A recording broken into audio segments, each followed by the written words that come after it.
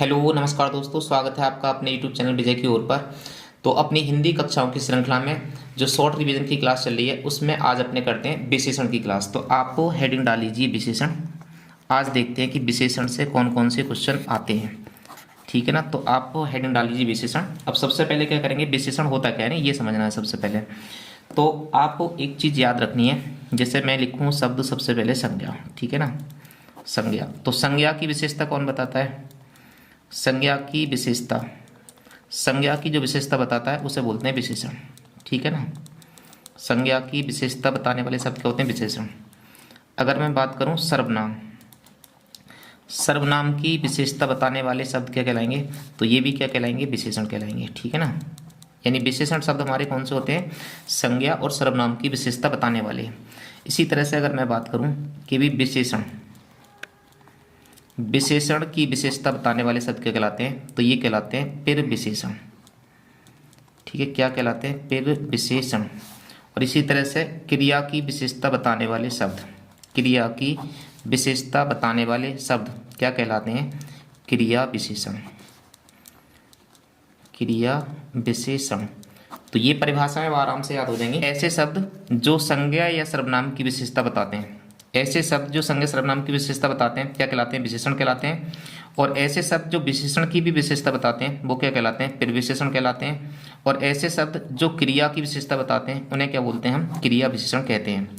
ठीक है ना, तो इसकी परिभाषा आसान है, परिभाषा में कुछ भी ना रखा है, जो मैंने ऊपर लिखा है उसी को आप परिभाषा के तौर पर लिख सकते हो। ठीक है ना, तो हम क्या बोलेंगे कि संज्ञा या सर्वनाम, संज्ञा या सर्वनाम, संज्ञा या सर्वनाम शब्दों की विशेषता बताने वाले शब्द, विशेषता बताने वाले शब्द, विशेषता बताने वाले शब्द विशेषण कहलाते हैं, विशेषण कहलाते हैं, विशेषण कहलाते हैं। तो ये परिभाषा हो गई इसकी। संज्ञा या सर्वनाम शब्दों की विशेषता बताने वाले शब्द विशेषण कहलाते हैं। अब इसके देखते हैं कि कार्य क्या क्या होते हैं, यानी विशेषण का हम इस्तेमाल क्यों करते हैं। तो इसका जो सबसे पहला कार्य है वो देखना है, विशेषण की क्या आवश्यकता पड़ी। तो विशेषण क्या करता है? किसी व्यक्ति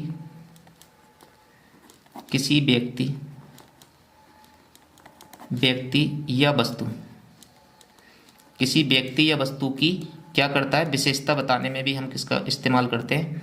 विशेषण का। तो इसका मतलब अगर किसी व्यक्ति या वस्तु की विशेषता बतानी है तो भी हम किसका इस्तेमाल करते हैं? विशेषण का प्रयोग किया जाता है। जैसे एग्जाम्पल देखें तो एग्जाम्पल हो जाएगा जैसे लाल बंदर। ठीक है ना, तो बंदर की विशेषता कौन बता रहा है? लाल। तो इस तरह से विशेषता बताने के लिए भी प्रयोग किया जाता है। या फिर हम कह सकते हैं लंबा मानव। ठीक है ना, तो इस तरह से हम क्या करेंगे कि भी किसी व्यक्ति या वस्तु की अगर विशेषता बतानी है तो हम विशेषण का प्रयोग करते हैं। तो ये इसका कार्य हो गया। दूसरे अगर कार्य की बात करें तो ये किसी के लिए हीनता के लिए भी हम प्रयोग कर सकते हैं। हीनता के लिए, हीनता बताने के लिए, हीनता बताने के लिए कैसे? हीनता बताने के लिए जैसे कि राम वृद्ध है। ठीक है ना, तो इसका मतलब है कि यार राम की क्या बताई जा रही है? हीनता बताई जा रही है, उसकी अवस्था बताई जा रही है। ठीक है ना, वह कमजोर है, इस तरह से। तो ये हीनता के हो जाएंगे। अगर बात करें तीसरा कि भी अर्थ सीमित भी कर देता है, अर्थ सीमित करने में, अर्थ सीमित करने में, अर्थ सीमित करने में किस तरह से? जैसे मान लो पढ़ने वाले बच्चे। ठीक है ना, पढ़ने वाले छात्र, पढ़ने वाले छात्र। तो अब इस तरह से ये छात्र जो हैं वो सीमित हो गई कि कौन से वाले छात्रों की बात हो रही है? केवल पढ़ने वाले। तो इससे क्या हो गया? अर्थ सीमित हो गया। इसी तरह से अगर बात करें तो संख्या का भी विशेषण बोध कराता है। ठीक है ना, संख्या का बोध कराने में, संख्या का बोध कैसे? कि भी जैसे 4 छात्र। ठीक है ना, 4 छात्र। तो छात्र की विशेषता बता दी, क्या बता दी? संख्या बता दी कि छात्रों की संख्या कितनी है? 4। तो इस तरह से संख्या का भी बोध होता है। इसी तरह से परिमाण का भी बोध कराता है, नहीं? परिमाण या फिर मात्रा, मात्रा का बोध कराने में भी हम विशेषण का प्रयोग करते हैं। कैसे? जैसे 2 किलो गेहूँ, तो इसका मतलब है इसमें क्या बताई जा रही है? गेहूं की मात्रा बताई जा रही है 2 किलो। तो इस तरह से ये मात्रा के भी बोध बताने के काम में आता है, ठीक है ना। तो विशेषण के कार्य हो गए और अब करते हैं अपने विशेषण के भेद, ठीक है ना। तो विशेषण के भेद, विशेषण के भेद, तो ये बात आपको याद रखनी है कि विशेषण के भेद कितने होते हैं। तो विशेषण के भेद होते हैं 4। कितने भेद होते हैं? 4 भेद होते हैं, ठीक है ना। ये 4 भेद आपको याद रख लेने हैं, जो पेपर में आपसे पूछे जाएंगे वो याद रखनी है 4 भेद आपसे। अब विशेषण 4 भेद कौन कौन से होते हैं? तो 4 भेद याद रखने हैं। सबसे पहले कौन सा होता है? गुणवाचक विशेषण। कौन सा होता है? गुणवाचक विशेषण। दूसरा कौन सा होता है? दूसरा होता है संख्यावाचक। दूसरा होता है संख्यावाचक विशेषण, संख्यावाचक विशेषण। और तीसरा होता है परिमाणवाचक विशेषण,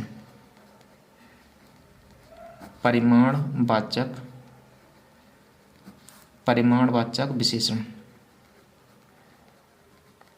इसी तरह से अगर चौथे की बात करें तो चौथा होता है सार्वनामिक विशेषण, सार्वनामिक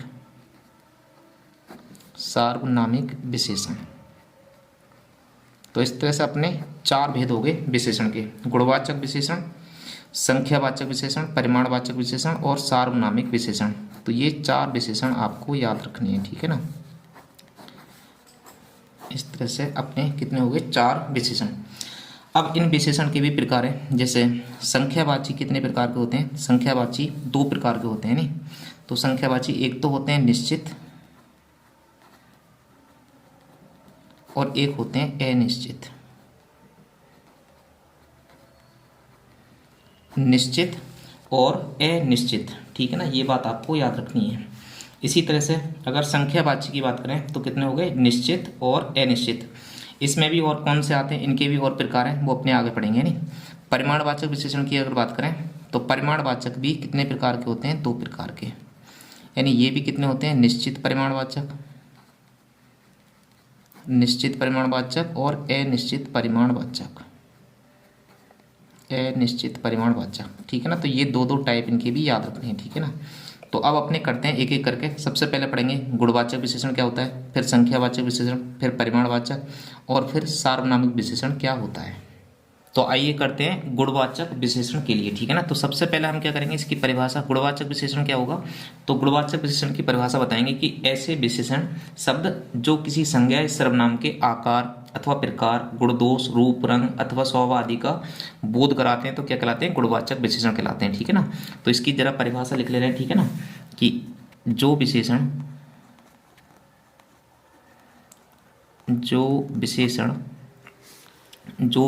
शब्द किसी संज्ञा या फिर सर्वनाम, ठीक है ना, संज्ञा या सर्वनाम के आकार गुण दोष, रूप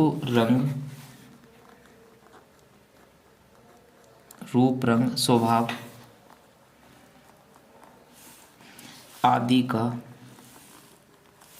स्वभाव आदि का बोध कराते हैं गुणवाचक विशेषण कहलाते हैं। गुणवाचक विशेषण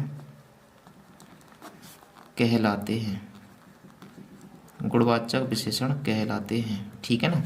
यानी गुणवाचक विशेषण की परिभाषा क्या होगी? गुणवाचक विशेषण की परिभाषा क्या होगी कि जो विशेषण शब्द किसी संज्ञा सर्वनाम के आकार, गुण दोष, रूप रंग स्वभाव आदि का बोध कराते हैं गुणवाचक विशेषण कहलाते हैं, ठीक है ना। इनके थोड़े से उदाहरण हमें याद रखने हैं कि कौन से गुण हैं, कौन से दोष हैं, कौन से रूप हैं, कौन से रंग हैं। तो इस तरह से हम एक एक करके देख ले रहे हैं।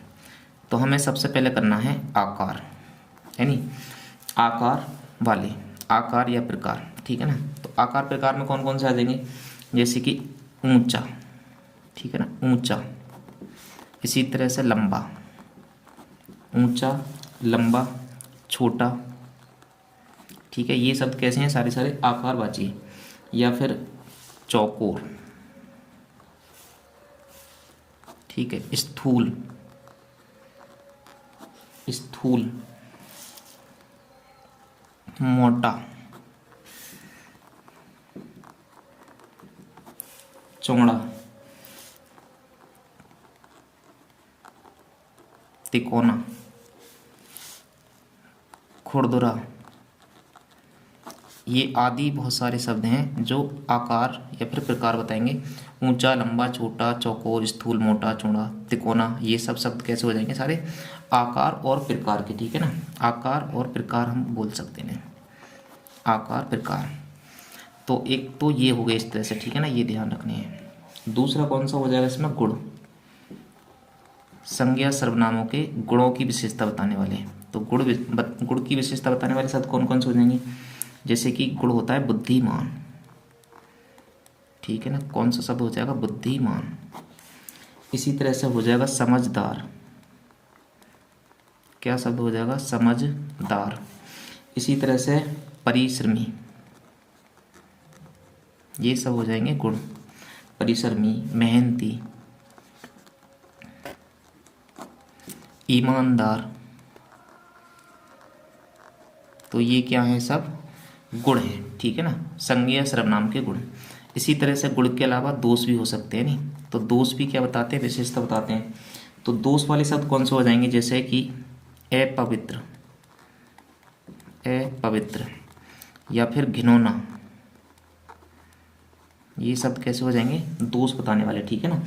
इसी तरह से हो जाएंगे जैसे कि बुरा, बुरा भी क्या है, एक दोष है।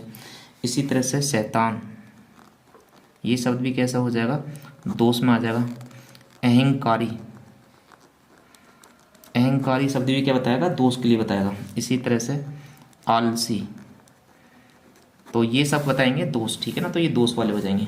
इसी तरह से अगर बात करें रूप या रंग की, रूप या रंगबाजी, तो रूप या रंग में कौन सा आ जाएंगे, रूप या रंग बताने वाले, जैसे कि गोरा,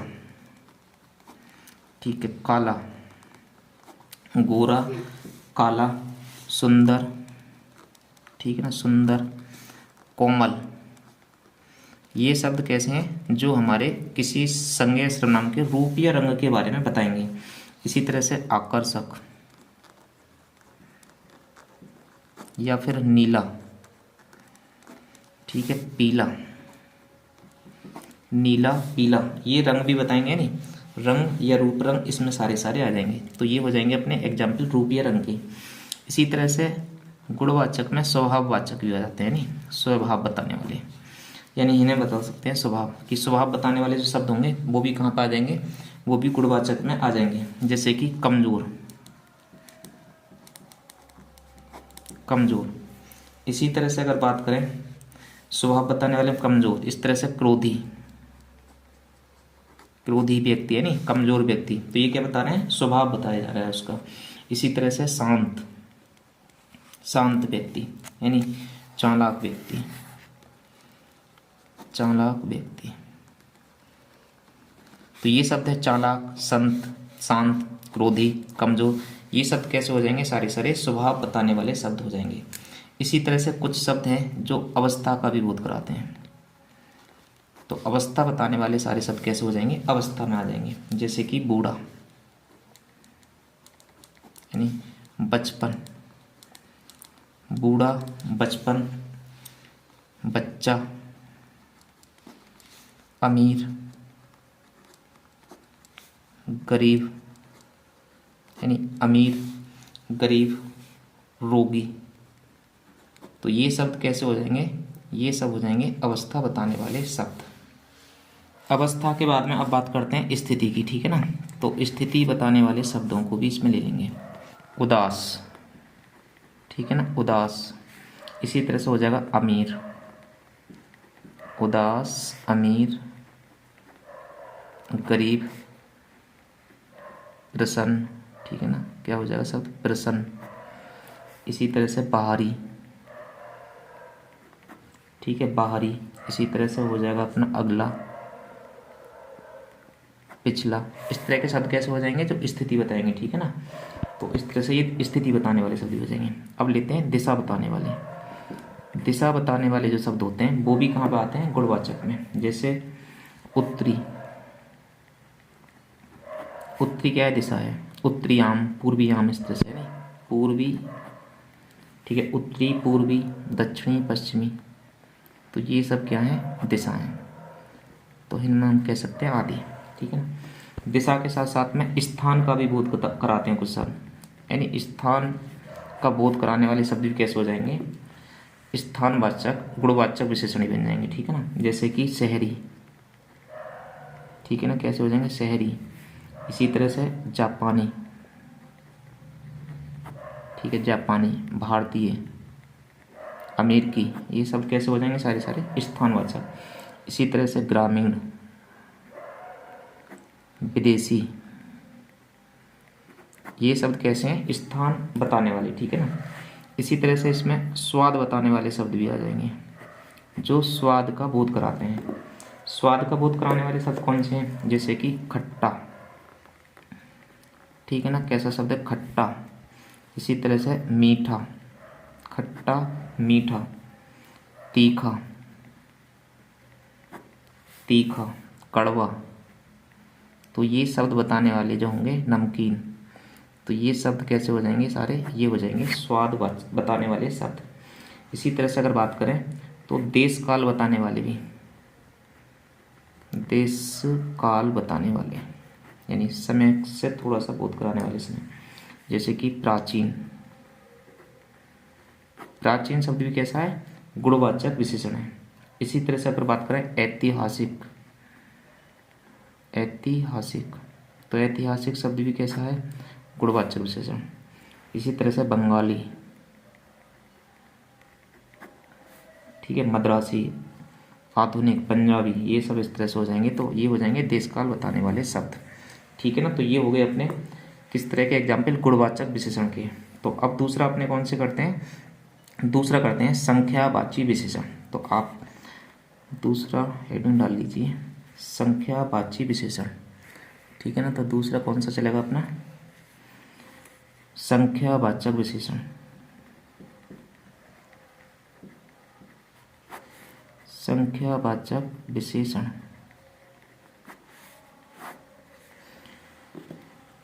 अब संख्यावाची विशेषण में देखते हैं, तो इसकी परिभाषा क्या लिखेंगे। परिभाषा देखो सबकी सेम ही हो जाएगी।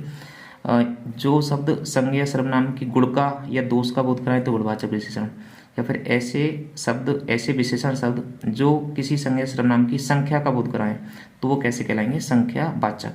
यानी ये कैसे हो जाएंगे, संख्या का बोध कराने वाले। बस इतना लिख लेना है, संख्या का बोध कराने वाले, यानी संख्या, संज्ञा सर्वनाम का, संज्ञा सर्वनाम की संख्या का बोध कराने वाले शब्द, कराने वाले शब्द क्या कहलाते हैं, संख्यावाची विशेषण, ठीक है। तो संख्यावाची विशेषण हमें ये ध्यान रखने हैं। अब ये कितने होते हैं, तो ये होते हैं, इसके भेद होते हैं दो भेद, ठीक है ना। कितने भेद पढ़ने हैं हमें इसके, दो भेद। आसान सा है टॉपिक ये। दूसरा है, एक पहला जो भेद है इसका वो कौन सा है, निश्चित संख्यावाची, निश्चित संख्यावाची, निश्चित संख्यावाचक। तो निश्चित संख्यावाचक का मतलब क्या है कि जिससे निश्चितता का बोध हो, ठीक है ना, जिससे निश्चितता का बोध होगा वो कैसे हो जाएंगे, निश्चित संख्यावाचक विशेषण। तो जैसे एग्जाम्पल लेते हैं इसके, इसके अगर उदाहरण की बात करें तो जैसे कि कक्षा में 4 विद्यार्थी मौजूद हैं। तो यहाँ पे क्या पता चल रही है, कक्षा में कितने विद्यार्थी पता चल रही है, 4। तो ये निश्चित संख्या पता चल रही है, ठीक है ना। तो अगर निश्चित संख्या का बोध हो रहा है तो कैसे हो जाएंगे, निश्चित संख्यावाची हो जाएंगे, ठीक है ना। कक्षा में 4 विद्यार्थी मौजूद हैं। इसी तरह से अन्य एग्जाम्पल ले सकते हैं, ठीक है।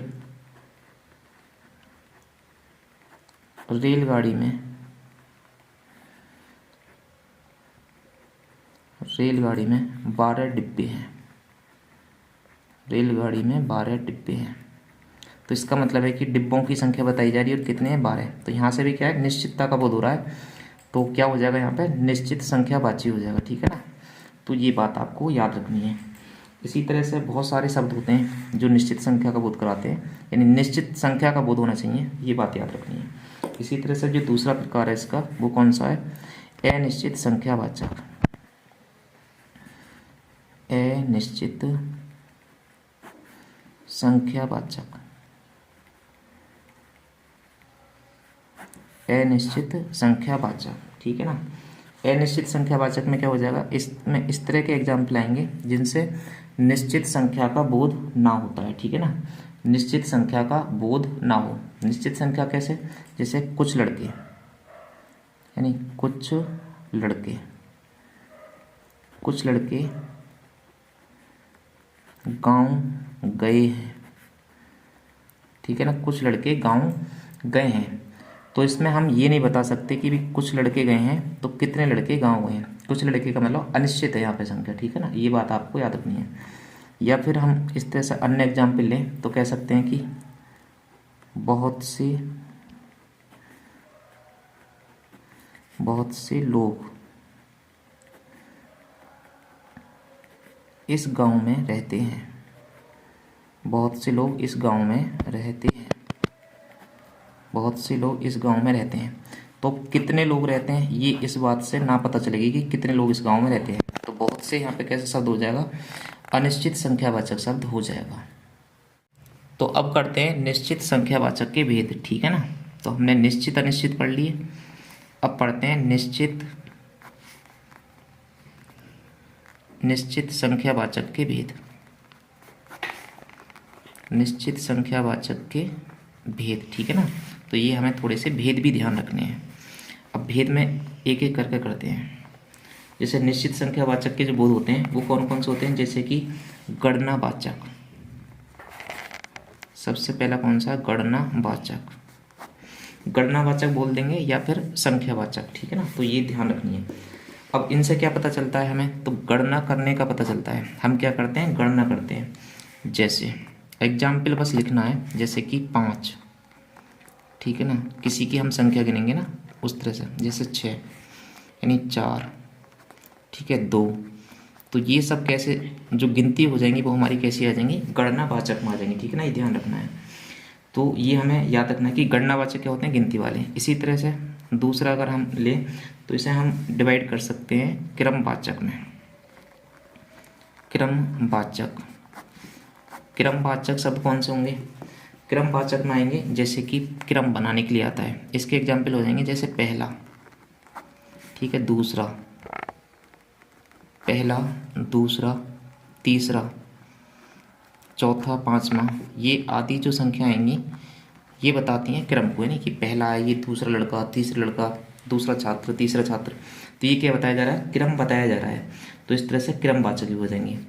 इसी तरह से अगर तीसरा हम इसे विभाजन करें तो एक हो जाएगा आवृत्तिवाचक। आवृत्तिवाचक, आवृत्तिवाचक। तो आवृत्तिवाचक कौन से बताएंगे, तो आवृत्तिवाचक में आ जाएंगे जैसे कि 100 गुना, दुगना, यानी दुगना, या फिर 100 गुना, 100 गुना, या फिर 50 गुना। तो ये सारे शब्द कैसे हो जाएंगे, गुने वाले, कि भी 1 गुना, 2 गुना, 3 गुना, 4 गुना, 50 गुना। तो ये सब हो जाएंगे आवृत्तिवाचक, ठीक है ना। तो ये बात भी आपको याद रखनी है। इसी तरह से अगर चौथा प्रकार इसमें लें तो चौथा हम विभाजन कर सकते हैं समुदायवाचक में। समुदायवाचक, समुदायवाचक शब्द कौन से होंगे, जो समुदाय का बोध कराएंगे, ठीक है ना। समुदाय मतलब जैसे कि चारों लड़के, ठीक है ना, चारों लड़के, पांचों चोर, ठीक है। इसी तरह से आप समुदाय का बोध कराने वाली जो संख्या होंगी, चारों, पांचों, छह, ये सब कैसे हो जाएंगे, समुदायवाचक हो जाएंगे। इसी तरह से एक विभाजन हम कर सकते हैं प्रत्येक वाचक में, ठीक है ना, प्रत्येक वाचक। प्रत्येकवाचक कौन से शब्द होंगे? जो संख्या का बोध कराएंगे। प्रत्येकवाचक में कौन सा आ जाएंगे? जो संख्या का, मतलब कि प्रत्येक चीज़ का बोध कराएंगे। जैसे प्रत्येक व्यक्ति, प्रत्येक व्यक्ति, ठीक है ना, प्रत्येक व्यक्ति, हर एक आदमी, हर एक आदमी, ठीक है ना, इस तरह से। तो ये शब्द हो जाएंगे प्रत्येकवाचक में। इसी तरह से इसका विभाजन कर सकते हैं समुच्चय वाचक में, ठीक है ना, समुच्चय वाचक। इसमें आ जाएंगे वैसे शब्द जो समुच्चय का बोध कराएंगे, समुच्चय वाचक। तो समुच्चय वाचक में हम ले सकते हैं जैसे दर्जन शब्द ले सकते हैं, ठीक है ना, दर्जन भी क्या कराएगा? समुच्चय का बोध कराएगा। इसी तरह से जोड़ा, जोड़ा शब्द हो गया, जोड़े में 2 आ जाएंगे। दर्जन में कितने होते हैं? 12। तो ये क्या समुच्चय है? जोड़ा मतलब 2, 2 संख्या को दिखाता है। इसी तरह से सत सही, ठीक है ना, सत सही शब्द भी कैसा हो जाएगा? समुच्चय वाचक। सत सही का मतलब क्या होगा? सत मतलब 7, सही मतलब 100, तो ये कितना हो जाएगा? 700, ठीक है ना, सत सही मतलब 700। इसी तरह से बहुत सारे शब्द हो जाएंगे, जैसे शताब्दी हो जाएगा। तो शताब्दी मतलब 100 वर्ष का जो समय होता है ना, तो ये आदि शब्द कैसे हो जाएंगे? ये हो जाएंगे समुच्चय वाचक शब्द। तो ये हो गया अपना संख्यावाचक शब्द, ठीक है ना, संख्यावाचक विशेषण। तो अब अपने करते हैं तीसरा परिमाणवाचक विशेषण।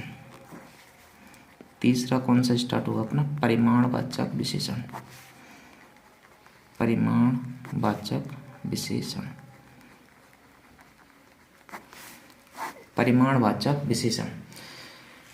तो परिमाणवाचक विशेषण में कौन सा आएंगे? तो इसमें परिभाषा लिख सकते हैं कि जिससे किसी वस्तु के परिमाण, मात्रा, माप या तोल का बोध होता है, तो वो शब्द क्या कहलाते हैं? परिमाणवाचक कहलाते हैं, ठीक है ना।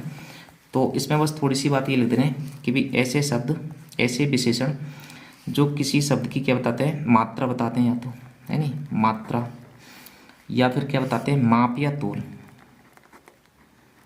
माप या तोल, ठीक है, या फिर परिमाण, या फिर परिमाण आदि का बोध कराते हैं, ठीक है ना, परिमाण आदि का बोध कराने वाले शब्द, आदि का बोध कराने वाले शब्द। तो ये कैसे हो जाएंगे?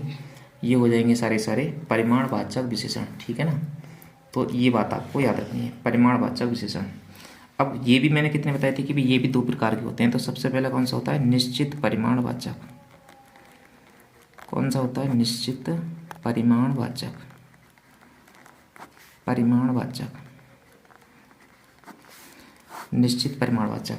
परिमाणवाचक में और संख्यावाचक में ज़्यादा अंतर नहीं है, ठीक है ना, ये ध्यान रखना है। तो जो संख्यावाची होगा उसमें कैसे मतलब शब्दों की विशेषता बताई जाएगी, जिन्हें हम ऐसे संज्ञा शब्दों की या सर्वनाम शब्दों की जिनकी हम काउंटिंग कर सकते हैं, और जिनकी काउंटिंग ना कर सकते हैं, जिनकी माप तोल हो सकती है, परिमाण होता है, मात्रा होती है, जिनकी गणना ना की जाती है, तो उन्हें हम कहाँ पे रखा जाता है? परिमाणवाचक में रखा जाता है, ठीक है ना। तो ये बात बस ध्यान रखनी है थोड़ी सी। तो निश्चित परिमाणवाचक में कैसे शब्द आएंगे? इसमें शब्द आ जाएंगे जैसे कि 3 किलो, ठीक है ना, 3 किलो। मैं अगर किसी मात्रा की बात करूं कि भी 3 किलो चावल, तो ये क्या हो जाएगा? निश्चित हो जाएगा, है नहीं, 3 किलो चावल। इसी तरह से डलिया भर अमरूद, ये शब्द भी ध्यान रखना है। इस तरह के अगर शब्द आते हैं तो डलिया भर अनाज, तो ये शब्द भी कैसा है? ये शब्द भी निश्चित परिमाणवाचक है, ठीक है ना। इसी तरह से 5 किलो, 5 किलो दूध, 5 किलो दूध, 5 किलो दूध, ये शब्द भी कैसा है? ये शब्द भी है अपना निश्चित परिमाणवाची, यानी 5 किलो दूध है तो इसका मतलब निश्चितता का बोध हो रहा है। डलिया भर अनाज है, इसका मतलब अनाज का निश्चितता का बोध हो रहा है। 3 किलो चावल है, इसका मतलब है कि निश्चितता का बोध हो रहा है। तो ये शब्द कैसे हो जाएंगे? सारे सारे निश्चित परिमाणवाचक। इसी तरह से अगर दूसरे की बात करें, अनिश्चित परिमाणवाचक की, अनिश्चित परिमाणवाचक, अनिश्चित परिमाणवाचक। तो इसमें कैसे शब्दों का इस्तेमाल होगा? इसमें एग्जाम्पल आएंगे जैसे कि कई, ठीक है, मैं कहूँ कई किलो सोना, कई किलो पानी, तो कई किलो का मतलब कुछ पता नहीं। ऐसे ही कुछ, कुछ क्या है? अनिश्चितवाचक है। ऐसे ही शब्द है काफ़ी, कि काफ़ी। इसी तरह से इतना, कि इतना सा अनाज, ठीक है ना, इतना सा सोना, तो ये सब कैसे हो जाएंगे, अनिश्चित। इसी तरह से बहुत, ठीक है ना, कि मेरे पास बहुत किलो गेहूँ है, तो ये बहुत से क्या हो जाएगा, अनिश्चित है, कितने किलो है पता ना। इसी तरह से कम, इसी तरह से तनिक, ये शब्द कैसे हो जाएंगे, सभी शब्द कैसे हो जाएंगे, अनिश्चित परिमाणवाचक। तो ये शब्दों को आपको याद रखना है, ठीक है ना। तो ये हो गया अपना परिमाणवाचक विशेषण। अब करते हैं अपने सार्वनामिक विशेषण, जो इसका चौथा टाइप है, चौथा प्रकार है, वो कौन सा है, सार्वनामिक विशेषण। सार्वनामिक विशेषण, सार्वनामिक विशेषण। तो सार्वनामिक विशेषण की मतलब परिभाषा अगर हम बताएं तो इसकी परिभाषा क्या होगी कि जो सर्वनाम शब्द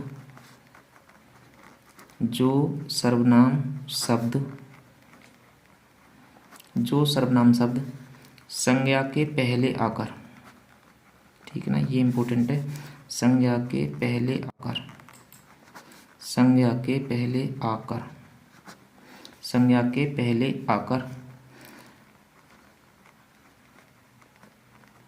विशेषण का कार्य करते हैं, विशेषण का कार्य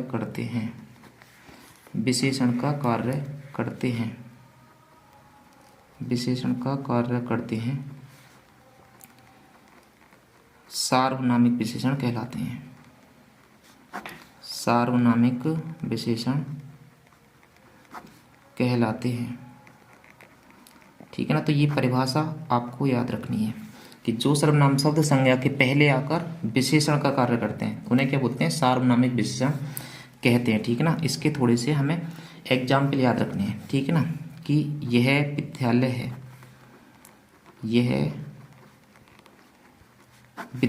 है, तो इस एग्जाम्पल की अगर बात करें तो ये क्या है, विद्यालय संज्ञा शब्द है और इससे पहले किसका इस्तेमाल हुआ है, यह का, और यह क्या है, एक सर्वनाम है। तो अगर ये क्या है, हमारा संज्ञा शब्द है और संज्ञा शब्द से पहले क्या प्रयोग किया गया है, सर्वनाम का प्रयोग किया गया है। तो अगर किसी संज्ञा शब्द से पहले अगर सर्वनाम का प्रयोग हुआ तो फिर वो सर्वनाम न रह के क्या बन जाएगा, विशेषण। तो ये हमारा क्या कहलाएगा, यहाँ पे ये कहलाएगा हमारा सार्वनामिक विशेषण, सार्वनामिक विशेषण। ये बात और ध्यान रखनी है कि अगर यह विद्यालय है, ये एग्जाम्पल अगर इस तरह से होता, मान लो कि इस तरह से अगर मैं ये एग्जाम्पल लिख दूँ कि यह मेरा विद्यालय है, ठीक है ना, यह मेरा विद्यालय है, तो यह जो शब्द आया यहाँ पे, ठीक है ना, यह किससे पहले आया है, यह आया है पजेसिव केस से, यानी अधिकारवाचक से पहले, अधिकारवाचक सर्वनाम से पहले। तो ये वाला जो शब्द है ये है, यहाँ पे कैसा विशेषण हो जाएगा, यहाँ पे ये विशेषण ना होगा, यहाँ पे कैसा हो जाएगा, यहाँ पे हो जाएगा ये सर्वनाम की तरह है, यानी यह मेरा विद्यालय, यह है यहाँ पे क्या है, यह है सर्वनाम। और अगर मैंने इस तरह से यूज किया कि यह विद्यालय मेरा है, अगर यही वाक्य इस तरह से लिखा होता कि यह विद्यालय मेरा है, ठीक है ना, यह विद्यालय मेरा है, तो इसमें यह जो आया वो कैसा है, सार्वनामिक विशेषण है। और अगर यही बात ऐसे लिखी हुई कि यह मेरा विद्यालय है, तो इसमें यह जो आया है वो संज्ञा से पहले ना आया, तो यहाँ पे यह जो है वो एक सर्वनाम की तरह ही प्रयोग किया गया है, ये बात आपको ध्यान रखनी है, ठीक है ना। यानी इस वाक्य में सर्वनाम है यह, और इस वाक्य में यह जो है वो सार्वनामिक विशेषण है, ठीक है ना। तो इस तरह से अन्य एग्जाम्पल भी हम लिख सकते हैं, जैसे वह मकान बिकाऊ है, वह मकान बिकाऊ है। तो देखो संज्ञा शब्द से पहले क्या आया, सर्वनाम, तो ये सर्वनाम क्या हो जाएगा, सार्वनामिक विशेषण हो जाएगा, ठीक है ना। अगर अन्य एग्जाम्पल की बात करें तो जैसे कि मेरा भाई आगरा में रहता है, ठीक है ना, मेरा भाई आगरा में रहता है।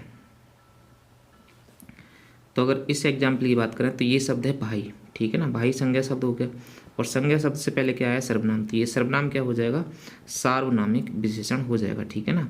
तो इस तरह से ये सार्वनामिक विशेषण की परिभाषा और ये तथ्य आपको समझ में आ गया होगा, ठीक है ना।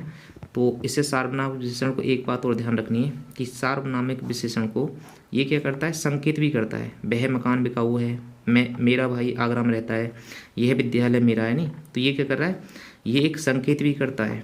तो इस सार्वनामिक विशेषण को संकेतवाचक विशेषण भी बोला जाता है, ठीक है ना। तो ये नाम भी आप याद रखना, संकेतवाचक विशेषण। क्या बोला जाता है इसे, संकेतवाचक विशेषण भी कहा जाता है, ये बात भी आप याद रखोगे। विशेषण की अवस्थाएं भी होती हैं, ठीक है ना। विशेषण की क्या पाई जाती हैं, अवस्थाएं, विशेषण की अवस्थाएं, ठीक है ना। तो अवस्थाएं भी आप पढ़ लो चलते चलते, तो ये अवस्थाएं भी क्लियर हो जाएंगी, ठीक है ना। विशेषण की 3 अवस्थाएं होती हैं, ध्यान रखना है। कितनी अवस्थाएं होती हैं, 3। एक होती है मूलावस्था, ठीक है ना। कौन सी होती है, मूलावस्था। तो ये तो हो गई अपनी मूलावस्था। और दूसरी कौन सी हो जाएगी, दूसरी हो जाएगी उत्तम अवस्था, ठीक है। दूसरी कौन सी हो जाएगी, तुलनात्मक अवस्था, या फिर हम कह सकते हैं उत्तरावस्था, उत्तरावस्था, या फिर तीसरी कह सकते हैं उत्तमावस्था, उत्तमा अवस्था, ठीक है ना। तो ये 3 अवस्थाएं याद रखनी है।